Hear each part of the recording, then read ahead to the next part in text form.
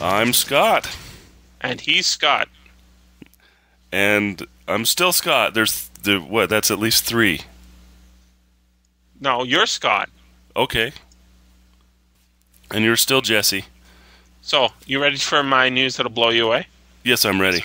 Okay. I'm so ready. There's a podcast, I know you're not as excited about podcasts as I am generally, but I think this one will make you go, wow! Okay. Okay. One guy who really hasn't had any audiobooks out ever, as far as I know, but probably really deserves it, is a guy named Samuel Delaney. Ah, yeah. You know who I mean? I sure do. Samuel R. Delaney. Now, I have not read basically any Samuel R. Delaney, but thanks to a podcast called A Bite of Stars, A Slug of Time, and Thou, there is his first published short story available. Ooh, his Nebula Award-winning story called I and Gomorrah, which is a really amazing story. I was really amazed by it. And I am thoroughly thrilled with the podcast about it, too, because they talk about it in such amazing, insightful ways. It's like, yeah, this is how to explain sort of arty science fiction. Really, really. And I mentioned the podcast on the website before. They did a Philip K. Dick story. That every show they pick a story to read from or a couple chapters to read from. They did a John W. Campbell couple chapters from his short story, or I guess novella, of what's it called? The Thing from Another World. What's it called? Oh, Who Goes There? And they talked about that it's like an hour-long show or so, and it's done out of UK, London's London radio called what's their radio station called? Well, anyway. No, it's not BBC. It's one of those indie radio stations. It's eluding me at the second, but I'll put a link to it. Anyways, it'll blow your mind. Really good reading. That's great. I'm really looking amazing. at the website right now. Yeah, and really it amazing. Looks pretty story. Cool. Yeah. It's totally not what you think science fiction is, but it's science fiction in every respect. So, wow, look at that! They did. So episode 1 was Who Goes There. Mm-hmm. Episode 2 is Fritz Leiber's A Pail of Air. Right. And episode 3 is Segregationist by Asimov. Yeah, This is great. And the only thing I was a bit worried about was that they were abridged, and sometimes they don't do full readings, I guess, because they don't have the time. So they just did a couple chapters of Who Goes There. But in this case, I looked it up, and it appears to be a full unabridged reading of the Samuel Delaney story. It was the last story in the first Dangerous Visions by Harlan Ellison. Have you got a copy of that? Of Dangerous Visions? Mm-hmm. I do not. Okay, now I've never even seen a copy of it in real life. I used to have one a long time ago. Who knows where stuff goes, but I don't currently have one. Okay. Well, somebody stole it. Mm-hmm. Obviously. Because they didn't want you to have those dangerous visions. That's right, because they're, dangerous. That's right. And they're visionary. So, right. It's an amazing podcast. I'm going to subscribe. It looks great. Yeah. Sign me up. The only thing that bugs me is they don't announce the name of the story at the beginning. They just give the name of the show and then they start reading, and that makes me go sort of a little. I feel all at sea. I don't know what to do.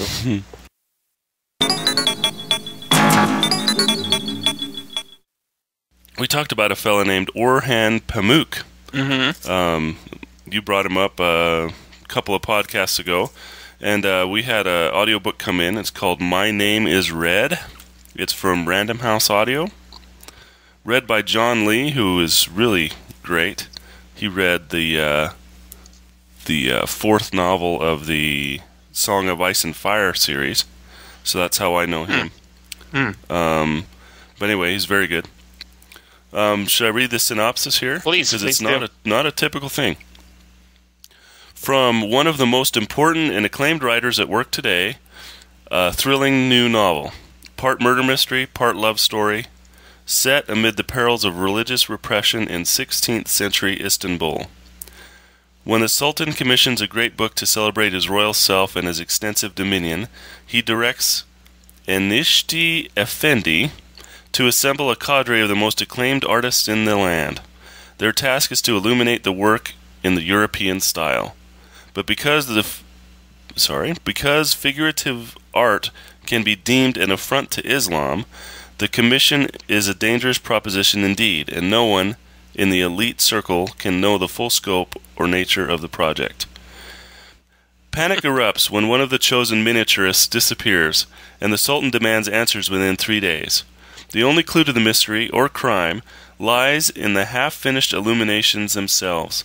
Has an avenging angel discovered the blasphemous work, or is a jealous contender for the hand of Enişte's ravishing daughter, the incomparable Shikur, somehow to blame? Orhan Pamuk's My Name is Red is at once fantasy and a philosophical puzzle, a kaleidoscopic journey to the intersection of art, religion, love, sex, and power. That sounds pretty good. That's the back. You know, I'm thinking, when you were reading that, I was thinking about, it says, there was a line near the beginning of it saying something about depiction of something. Read that again? But because figurative art can be deemed an affront to Islam, this commission is a dangerous proposition indeed, and no one in the elite circle can know the full scope or nature of the project. Yeah, figurative art is what it says? Yep, because figurative art. Mm-hmm. So figurative art is what got that Danish newspaper into trouble, I guess, a few years ago. Uh-huh. Yeah, you're depicting Muhammad in any way, as far as I understand it. You're not allowed to do that. But maybe it's not just a Muhammad. Maybe it's like a bunch of guys. Could be. Yeah, could be. Which I think is kind of interesting, because if you think about it, how many movies have there been about Muhammad? As far as I know, zero. I can't think how many of movies have there been about Jesus?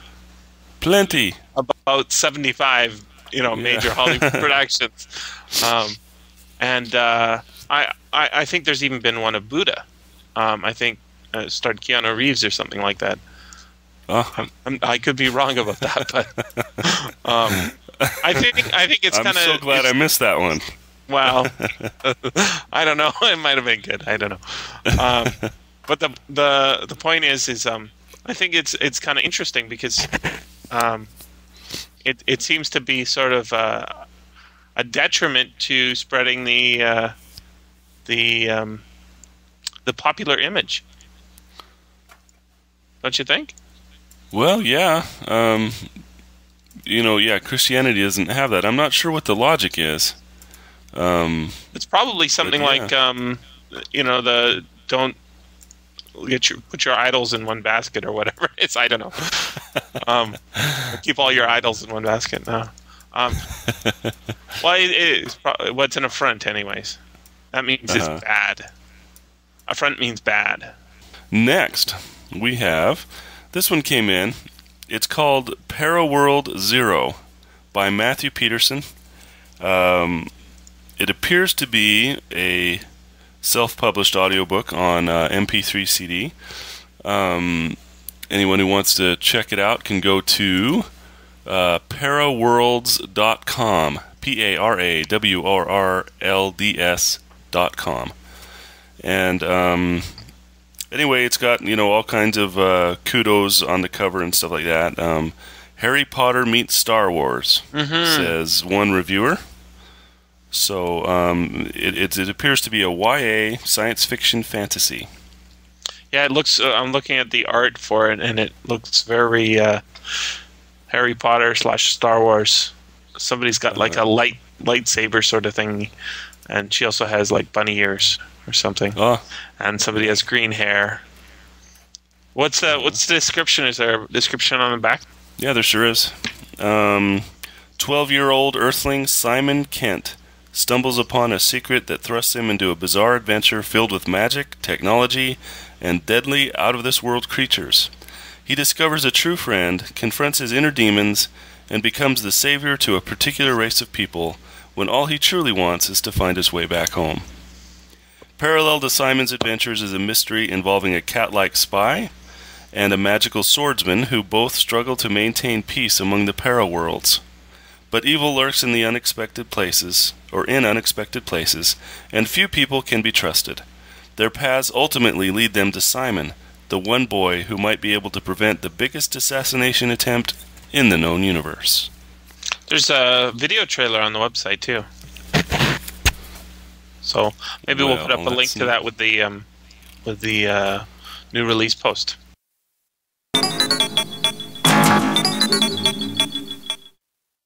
Yeah, Audible sure has exploded, haven't they? They really have. Goodness. Yeah, this week I noticed that they've put out there a really solid collection of John Varley titles. Oh, John Varley this week. Even a couple of short ones. The Persistence of Vision was there, and Press Enter was there. Press Enter sounds very familiar. Maybe it's been released previously. It won a Hugo or Nebula. I can't remember which one, but yeah. And then they've got the Wizard and well, it's not the Wizard. It's just called Wizard, Titan, and Demon. Actually, it goes Titan, Wizard, Demon. That's 1, 2, 3. This is science fiction? Yeah. Well, yeah, science fiction or fantasy. I'm not sure. I never did read them. I just noticed there's a new book with the title "The Forever War Out," but it's not Haldeman. I think it's a book about Iraq. Oh boy! I'm seeing the Varley stuff now. 10 hours, 15 hours, 19 hours. See, this is the problem. Books get longer and longer as they go. 10 hours, 15 hours, 19 hours. It's like, let's add another 5 hours to, it's increased basically by 50% per release.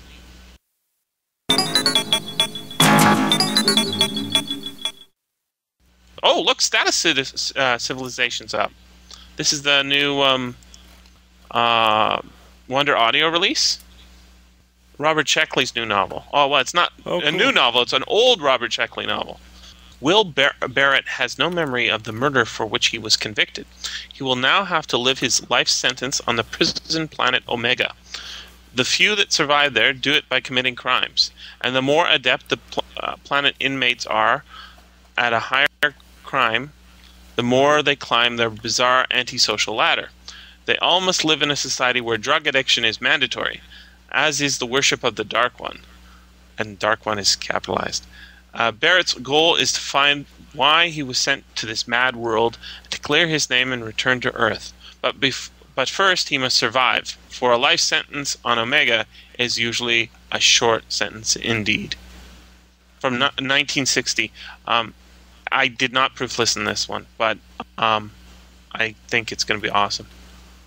I really like Robert Sheckley. Sheckley's got this sort of very tongue-in-cheek style of writing, even when he's writing a serious novel. So it's like it's entertaining because he's always constantly poking fun at the society that he's writing about. Yep, I really love Sheckley. Sheckley's great.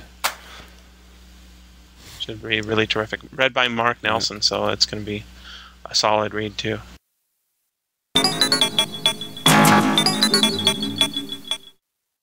Just added to the Audible catalog is Accidental Time Machine, which I don't know if I mentioned I had finished, but I have finished it, and I'm going to write up a review for it very shortly. But I'm also noticing, just added last week, Sly Mongoose, which is I think the only Tobias S. Backel audiobook to be released, full novel length audiobook. This is in his ongoing series of, it's like a universe. I don't know. It's like a Caribbean influenced science fiction universe. It sounds really cool. I've heard lots of interviews about his stories, or his novels anyways. Some of his short stories were actually rather good, and I guess one of the earlier ones I didn't particularly care for. It was fine, but just the novels sound really interesting. And it's funny they didn't start with the first one in the series. They started, I guess, with the most recent one. But I'm told that you don't need to read them in order. They're just set in the same universe. They're not sequels at all, which I think is probably a really good idea. Yeah. Narrated by Jonathan Davis. Can't get better than that. He's one of my absolute favorite narrators. Is that Audible Frontiers? Yes. Macmillan. No, Macmillan. Oh, great. Yep. That means maybe they'll do the other ones. I bet it's exclusive though. I bet it's exclusive to Audible. A Macmillan exclusive to Audible. Yeah, it doesn't say that anywhere, but I don't think the other ones do either, do they? We'll have to do Macmillan has been publishing quite a bit on Audible only. Old Man's War, I think that's another one that's Macmillan. Yeah, you're right. That was the first one on Audible that we know of. Camouflage by Joe Haldeman. Nice. Yeah, that's Audible Frontiers. Read by Eric Michael Summerer. I think we just had a really nice audiobook from him, and I can't the narrator, and it's not ringing a bell. Which one? I think it was a Robert Heinlein one. There's one review up for it. It says, loved it. Let's see what they say. This one I picked up on a whim, and frankly I had a ton of credits and none of my norms was grabbing my interest. This was very well written and narrated, and simply a lot of fun to listen to. From the beginning to a little more than halfway into the book, they jump back and forth in time, chapter to chapter, which really adds a lot of fun to this book. First chapter will be about finding the object at the bottom of the ocean in 2019 and setting the plot for the current timeline of the book. The next chapter is about challenging out of the ocean in 1932 and becoming human. I don't want to read any more in case there's spoilers, but Joe Haldeman. It's basically a blind listen. You just buy it and get it because it's good. It's got a ship, I guess an old ship, sailing ship on the cover, so maybe it's a sort of historical influenced one. That sounds great. Yeah, it does.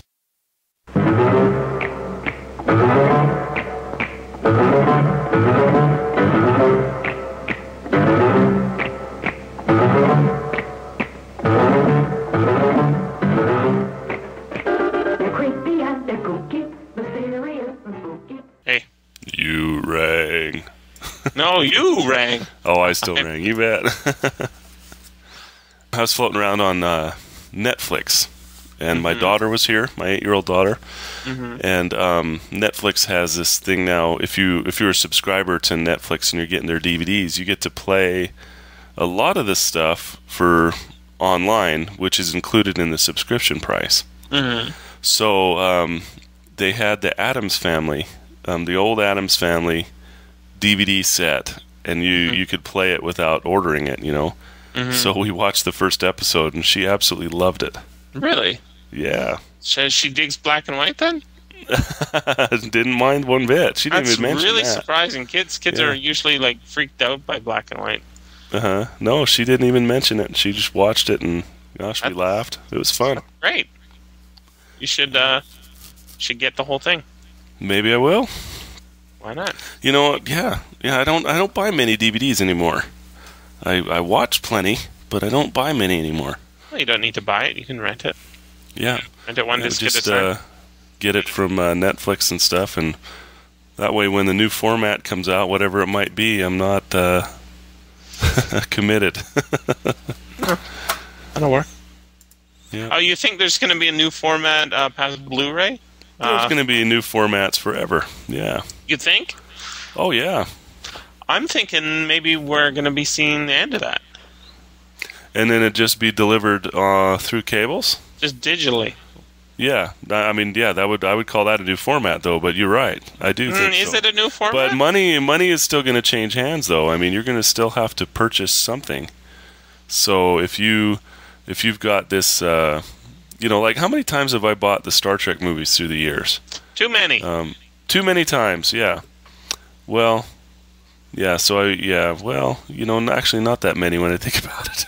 How many formats have there been? Well, you saw it in the movie theater. VHS and DVD. VHS and DVD. Yeah, and you saw it in the movie theater. Yeah, and that too. And maybe you got it on Laserdisc too, if you were like me. Yep, nope, I didn't. I skipped the Laserdisc thing. Went straight from VHS to DVD. But I agree with you that, hey, it's all going to be delivered digitally. In fact, there's been, a lot of houses built around here, and people are always coming to me and, wanting to wire it. They'll ask me for advice on how to wire it for computers and stuff like that. And they always bring network cables to wherever their TV is going to be, because I think we're not that far away from... in fact, we're already there. Netflix is selling a box right now, and so does Apple. Apple has a thing called Apple TV. Yeah. Yeah, and Netflix sells a thing, I forget what they call it, but it connects all these shows that I just mentioned that you could play for free if you're a subscriber. You can play through this box. So, so it's already there. It's already there. But yeah, I would see, but still, the money has to change hands. I'm not sure how ownership's going to work. Well, that's not really what I'm saying. I'm just talking about the fact that I don't think format's the major going to be the major issue. Like last weekend, we were going to watch the movie The Thing. John Carpenter's The Thing. Oh yeah, and one of the people, I couldn't believe this, but they hadn't seen it and they wanted to watch it. I thought, what, are you crazy? But anyways, hopefully she's watched it since then so that she got her money's worth. But she rented it through iTunes. She's in New Zealand.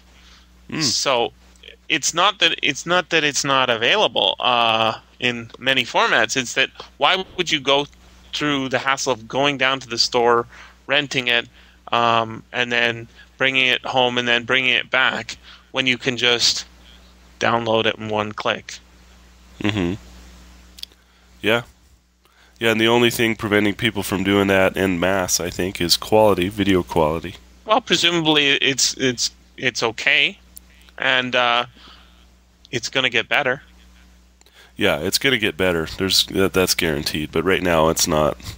I don't know. Nothing to write home about. I mean, yeah, if you want HD or whatever quality, I'm sure. Yeah, I mean, but there's something. I don't have a gorgeous television or anything. I don't have an HD TV or anything like that. But when you're watching something on DVD, even on the TV that I've got, the experience is so much better than a download right now. But like you were saying with the things you can, you set top box. You've got an Apple TV. It downloads to that, and then you're watching it on the television. What's the difference? Right. Yeah, I don't know what the difference is. I would have to assume that the video quality is not very good. I'm just judging from. I'm thinking that's not true. I'm thinking that's not true. I'm thinking the quality is I need to as check good it out. as DVD or. I noticed The better. Office is one of my favorite shows ever, and it got put back on iTunes. NBC and iTunes, or NBC and Apple, were having a tiff, and NBC pulled all their stuff last season. And now they're back, with little fanfare. I haven't even seen anything in the news. It was all in the news when they pulled out. I didn't see anything in the news when they came back in. But what's interesting is the difference between now and then is now, like The Office, for example, you can buy it in HD or in standard. So the standard is $2 an episode, and the HD is $3 an episode. And isn't it like a half hour show? Yeah, it is. Yep. What a ripoff. Yeah. I mean, I'm not going to deny that. It's like if you go buy the DVD set, if you have patience and wait for the DVD set, and you really want these things, right? So if you go and you buy this DVD set, the DVD set's going to be $40. And this Apple download, which is DRM connected, not that the DVD is. The disc is DRM, you have to have a too. DVD. Yeah, you have to have a DVD player, but the places you can play it are, you can play it a lot of places. But if you download from iTunes, you can only play it on Apple TV or unlocked, an iPod. Yeah. Basically unlocked to your account. You get 5 of them. You have 5 places you can possibly play it. Right. Yeah. So, yeah, it makes sense to wait for the DVDs, but I don't claim to make sense.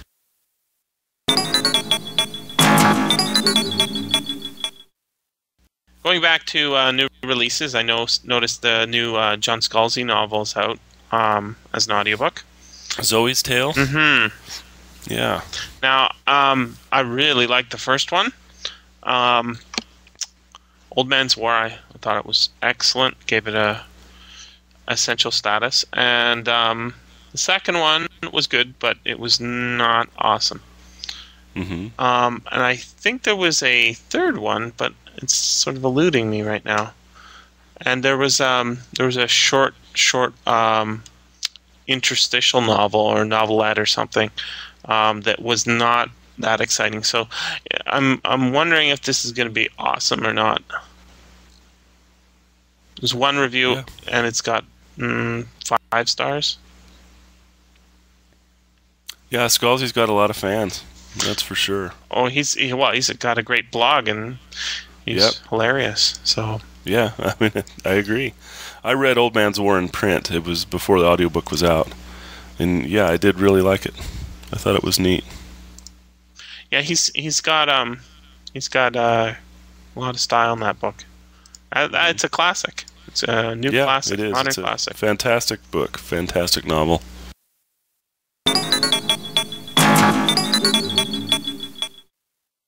Paul Williams wrote in from LibriVox, let me know that the first trilogy, as far as I know, this is the first trilogy from Edgar Rice Burroughs to be recorded entirely by one narrator for LibriVox. Mm-hmm. This is it's called the Caspack series, and I've not read any of these, but they are pretty famous, actually. It's The Land That Time Forgot. Mm-hmm. I think the second one's called Out of Time's Abyss. No, that's the third one. Second one's called The People That Time Forgot, and the third one's called Out of Time's Abyss. Right. And I was a huge Edgar Rice Burroughs fan when I was younger. In fact, I just yesterday ordered a copy of Tarzan because I feel like reading Tarzan from eBay with the same cover that I had when I was a kid. Oh, you got the same one? Same one, yeah. So see, you're even rebuying this as stuff you used to own. That's right. You probably are. That's well, right. Maybe not. Maybe Mom didn't sell it on eBay, but. But anyway, yeah, I was like, hey, cool, I think I'm going to get it. So. Why not? Yep. But there are audiobook versions available. I think I know it, but yeah, that's kind of a nostalgic thing. And it doesn't have the original cover, so it's not. No, that's exactly right. I see. Well, I hope. I loved the John Carter of Mars ones too. I had all 11 of them. I hope that it's as good as you remember. Sometimes, I'm sure it won't be, but hopefully it'll still have fun to read. Yeah. Yep. That one I wanted to read. In fact, I got that one and the second one, Return of Tarzan. Those are the two that I liked. I didn't read all. I think it was 24 by Edgar Rice Burroughs. I didn't even come close to reading all of them. Of the Tarzan? Yeah. I read the first probably 4 or 5, and I remember the first 2 I really liked, and then not so much. And I think some of them are just short story collections too. Yeah. Mm-hmm. Yeah. But the John Carter of Mars one, man, I absolutely love those books, and I understand, that Pixar is making a John Carter of Mars movie. I heard something about that. Yeah, and I heard about it, and then I haven't heard anything new about it. And I went to Pixar, probably a couple months ago. It doesn't say anything about it, so that doesn't mean anything. But just wait for it, dude. Hopefully it's true. That's what I'm saying. I don't know for sure that it's true, but hopefully it is. No, just don't build it up, because if it ends up being great, then you'll be happier. And if it ends up being crappy, you won't be disappointed. True. Yep. But I think John Carter of Mars is in the public domain, so you could make your own version if you really, really wanted to. Make my own movie? I better do some sit-ups. No, I didn't say you had to star in it. Man, but how could I possibly hire someone to play John Carter that's not me? Well, you could also play Deja Thoris if you really wanted to. You play all the roles. Directing, starring. Right? Heck yeah. I also got an email from Fred at Radio Drama Revival. He's got his own production company called Final Rune Productions, and they just did a new radio drama that he's put on his podcast, Radio Drama Revival. It's called Waiting for a Window, and it's kind of interesting. When I first started listening to it, I wasn't sure that it was SFFaudio Bull, because I wasn't sure if it was fantasy or science fiction. Well, I didn't know much about it before I started listening, but I described it as like a nautical version of Waiting for Godot, or like sort of like the TV show The Prisoner. It's very, very well done, recorded in the style of Crazy Dog, so it's out in the field. It's not like recorded in studio. And it's got all the actors not on set, but on at the locations where they're recorded. So they're down at the dock, and they're on the beach. They're in the bar, I guess. And it's got William DeFries as one of the actors in it. There's a bunch of other people who I don't recognize their names, but it's well worth a listen. And he's got it for free on his podcast. But there's a for purchase, higher bit rate, I guess better quality sound version available as well. Oh, great. Yeah. This week I listened to the Grist Mill. I'm not sure how everybody's connected. You know way better than me, but the Grist Mill, did they have something to do with the Radio Drama Revival? That's Fred was the guy who turned me on to their new release of Slasher. Okay. Yeah, so they released one by F. Paul Wilson called Slasher, and I was really impressed with it. It's not really science fiction, it's more of a oral noir title for us.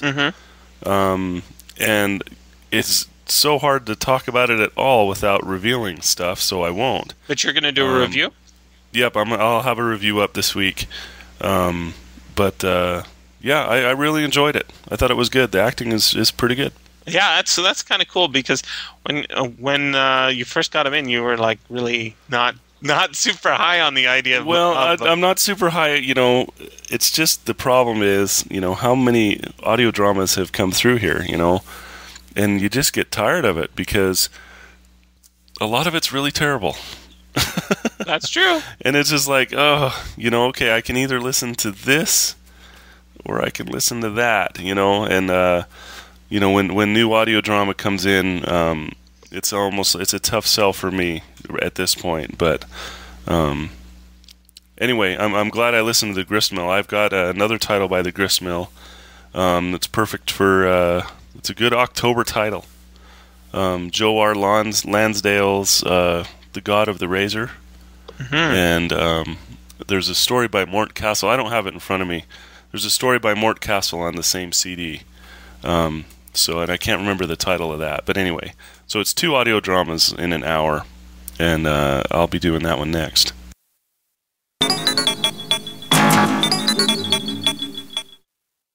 Earlier this week, there was a release of a LibriVox Ghost Story collection. This is actually last Sunday, came out, and I spent well, it says 3 hours long. I spent about 5 hours listening to it.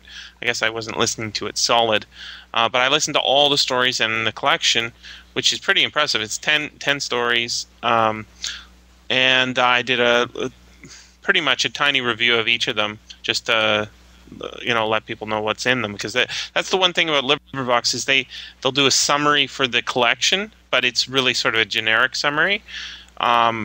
And they don't give a summary for each of the stories, or at least a hint of what it's about. So I went through the collection and listened to it, and made art for all of them. And there's some sort of non-ghostly stories in it, but very very fantasy or that sort of thing. Some of the ones that I'll mention right now, there's 3 Robert Howard stories in the collection. There's 2 that are Solomon Kane stories. Have you read any Solomon Kane? Nope, sure haven't. Okay, well, Solomon Kane, there's going to be a new movie about Solomon Kane out soon. He's starring you? No, not starring me, but there could be. I'm not quite the Puritan enough to be it, but Solomon Kane's like he's a Puritan who wears a big sort of witches style hat, and he's got buckles on his boots in all the comic book versions, anyways, or the covers. He's got a sword, and he's got a few pistols in his belt, and he goes around I guess righting wrongs. There's two stories. One's called The Skull and the Stars. That's where I think that's the one. Oh no, that one. I can't remember that one that well. I did a little tiny review. There's another one called Rattle of Bones, and that one is I think it must have been the first one. It's very short. Solomon Kane stops at a Black Forest Inn and has trouble with the owner and his fellow roommates. But it's a little bit of a ghost story. Another one that was kind of cool, very old story.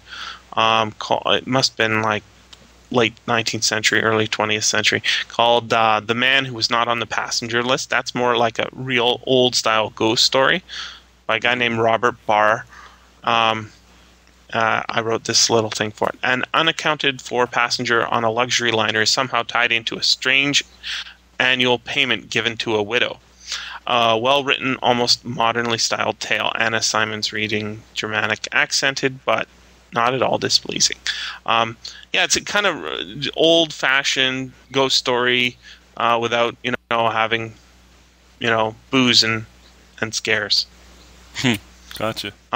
Then the one I think that's the crowning piece of this collection is called Gods of the North, which has been published under a few other titles. One, The Frost King's Daughter, and the other one's The Frost Giant's Daughter. That's probably the way it's best known, as The Frost Giant's Daughter. And this is a Conan story, which is kind of cool, because I think this might be one of the first on LibriVox. And it's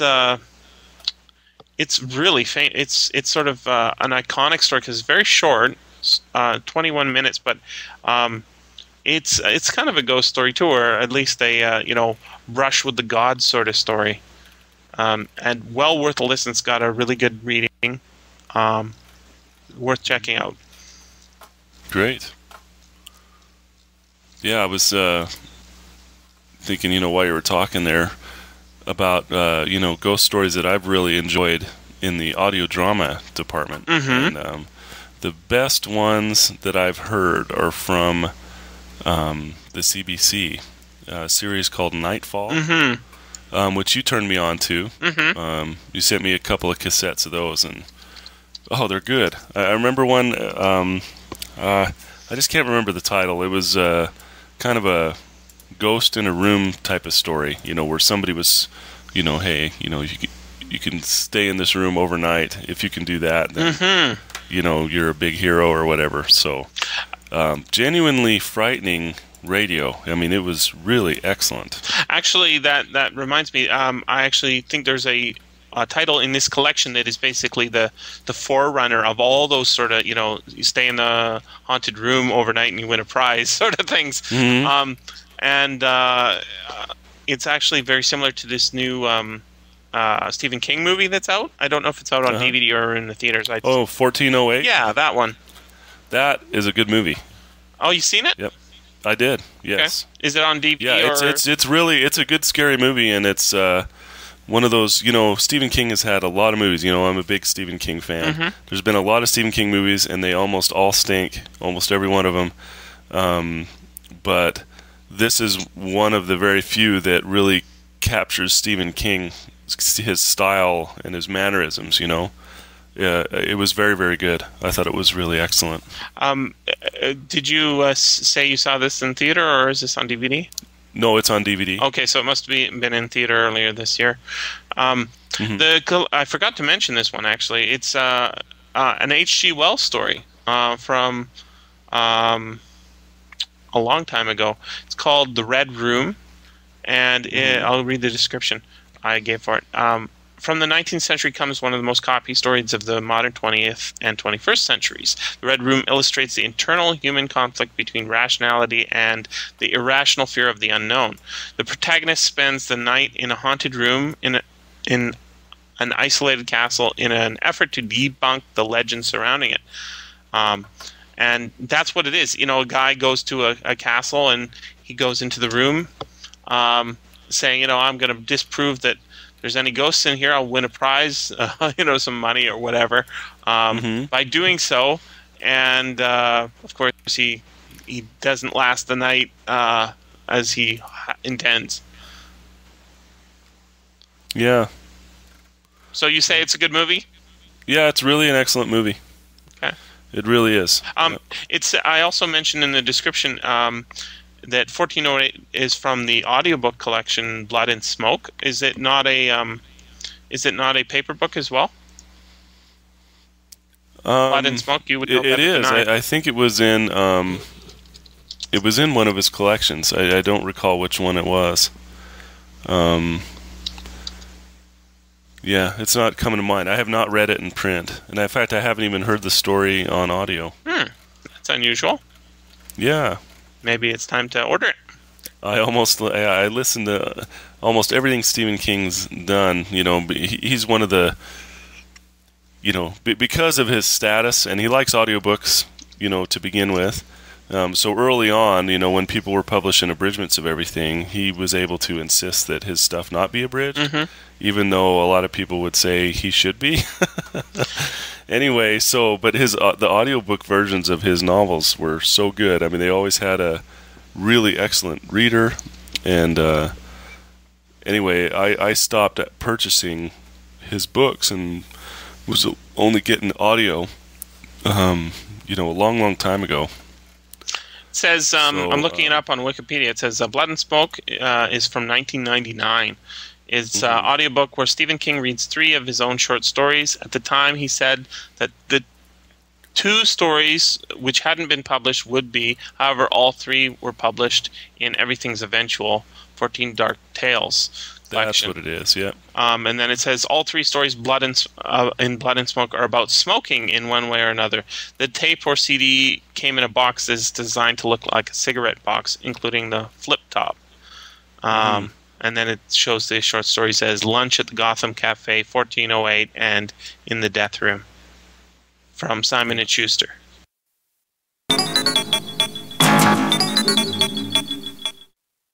I was telling Steen the other day that I spotted a story on Boing Boing that I thought was kind of interesting. It's kind of related to fear and fear of the dark. It's called the Ellsberg paradox. It's like you can read more about it on Wikipedia, but there's it's really interesting. So here's the premise. There are 2 large urns placed in front of you. The urns are completely opaque, so you can't see either of their contents. The urn on the left contains 10 black marbles and 10 white ones. The urn on the right contains 20 marbles, but you do not know the proportion of black to white. Now the game is to draw a black marble from one of the urns. If you're successful, you win $100. You only have one chance, so which urn will you draw from? The urn on your left has 50-50. Yeah. The urn on your right is an unknown. I'd have to go with the one on the left, probably. Of course. Now, keep your answer in mind, and we're going to play again. Now, the game is to draw a white marble. You only have one chance. Which urn will it be? Boy, still the left. Right. Most people confronted with these choices choose the urn on the left. Mm-hmm. The one of the unknown proportions of black and white marbles is not chosen, and therein lies the paradox. If you choose the left-hand urn while trying to pull a black marble, that means you think your chances are better for that urn. But because there are only two colors in both urns, the odds of pulling a white must be complementary to the odds of pulling a black. Logically, if you thought the left-hand urn was a better choice for the black marble, the right-hand urn should be a better choice for the white marble. The fact that most people avoid the right-hand urn altogether suggests that people have an inherent fear of the unknown. It's also called I wouldn't have called that fear, though. It's also called the ambiguity aversion. Are you sure? Are you sure you wouldn't call that fear? Yeah, no, it's just like, well, you've got a 50-50 chance of pulling either the black or the white marble, and you have no idea what your chances are in the other one. One of the people said, is it fear or is it wariness? Right? We're doing this with not a stick. We're doing this with a carrot, right? But imagine choosing the wrong marble color is an electric shock. Okay. Yeah. Then which one are you? Why you choosing which one? Right. Mm-hmm. Yeah, but I didn't choose the left one because I thought you had a better chance of getting a black marble, you know. It's because you have no idea what's in the right one. That's right. You don't have any idea. At least you know that you've got a 50-50 shot in the left. Right, but why do you think that the right-hand urn is out to get you? No, it's not out to get me. It could be a 0% chance. Or it could be completely full. Could be, yeah. Right? But the point is a 50-50 chance on the left is an assured chance, right? What if the one on the right has all of the color you're looking for? Mm-hmm. But that's a complete unknown. But so you want to trade a 50-50 shot for an unknown. Yeah. It's but the point is that they should be relatively neutral unless you decide at some point to start choosing the one on the right. Right? If you're picking from the left for the white color, then why are you picking from the left for the black color? Because it's 50-50 no matter what. And the other side, it could be 0. It could be 0, but it could be 100. It could why are you saying the glass is half full when that glass could be half empty, right? Well, the point is people are afraid of the unknown. I think that it's really interesting because it seems to illustrate that because everybody chooses the same way, or at least everybody I've explained this to chooses the one on the left. It's because they think that it's a safer bet, but it's not a safer bet.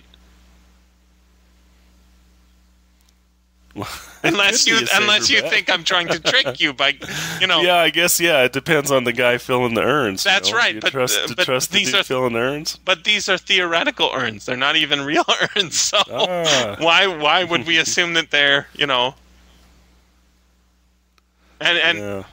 it's just crazy because I think it's a really interesting little phenomenon. And I just think about you're not afraid of a room that's full of light. You're afraid of a room that's full of dark or shadow. Mm-hmm. Right? This is why little kids want to have a night light.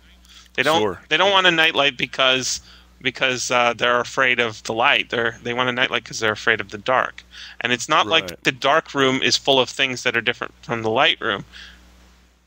It's just that knowing is more important than anything else, and it's sort of like it could be a survival instinct, right? When you're sleeping in the cave, you want to have a little fire going because just not just keeps you warm, it keeps the beasts away that are outside your door lurking.